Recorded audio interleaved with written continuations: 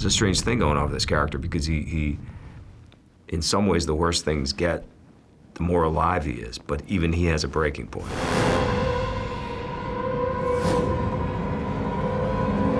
So far, 5 guards are confirmed dead from this prison. As you may recall, Carroll was convicted in 2004 for the murders of 14 young women who attended the university where he was a professor of literature. Hello? Hello, Ryan. It's Director Franklin, FBI. Following is a story of Joe Carroll, who is a serial killer, and he is escaping from jail. Then you meet my character, Ryan Hardy, who is an ex-FBI agent who was responsible for busting Joe originally and putting him in jail. And I get a call from the FBI, and they say, we need your help, and I kind of come back to life with this new case. You're gonna want to see this. What is that? You need to give me a gun. I had been looking for something to do on TV for a while, and as I started to both read scripts and think about the idea of me being in them, and also started to watch shows and really keep an eye on what it was that I liked about shows and I liked about characters, some things sort of became clear. One was that I wanted to do something heroic. I was doing a lot of bad guys in the movies, and I wanted to do something different. But if it was going to be a heroic part, I wanted him to be troubled, damaged, vulnerable, complex. My opinion about all great heroes is that you have to see them screw up. I'm always looking for the opportunities for him to just, blow it. I also started to realize that the things that I was drawn to were things that involved life and death, that were high stakes. Enter a handsome, charismatic man. Make them feel their lives for the first time. He wants to keep killing. He's good at it.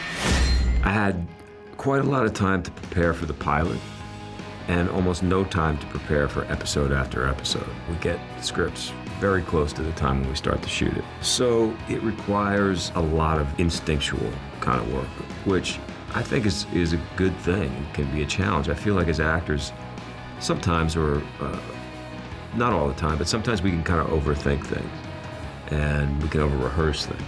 These are things that we don't get a chance to do. We don't get a chance to overthink it or over-rehearse it because there's just no time. You have to be landing on your feet all the time. Don't shoot! You go in there in the morning, it's like, damn, got that scene. Let's do another one. Let's do another one. Let's do another one. All of a sudden you turn around, it's like 14, 16 hours later and you've done 8, 9 scenes, maybe 10 pages of content, And you go, wow, how did that happen? And it's kind of great. I mean, I sort of love that pace. I have so many surprises waiting for you. Sarah Fuller? What's going on? Joe Carroll. He escaped from prison earlier this morning. Nothing is going to happen to you.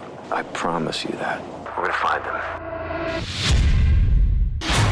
I prepared to play the guy in the same way that I would prepare to play any part, which is, I think that you go through life and you try to keep your heart open and you have experiences of joy and then certainly experiences of pain and sorrow and loss, and you take them and you store them. And I think of that, as a kind of well or a cauldron, that's always there.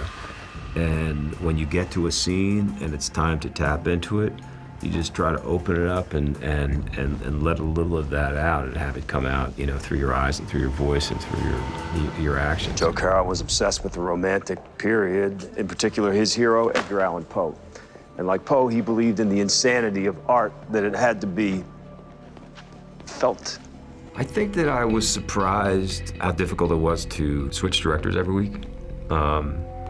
Even though I knew that's what happened, and I have been one of those directors on television, it's just that was something I wasn't really quite prepared for. I've been surprised at the notion, even though I knew this was going to be the case, that I don't really know where things are going, and that I have to kind of embrace the fact that all I can really know is my backstory and what I'm doing in the present. And the truth is if you're playing a scene, you shouldn't be playing the end anyway. You shouldn't be playing what's the next scene, because your character doesn't know what the next scene is. That's been sort of exciting, just to kind of, give myself over to that.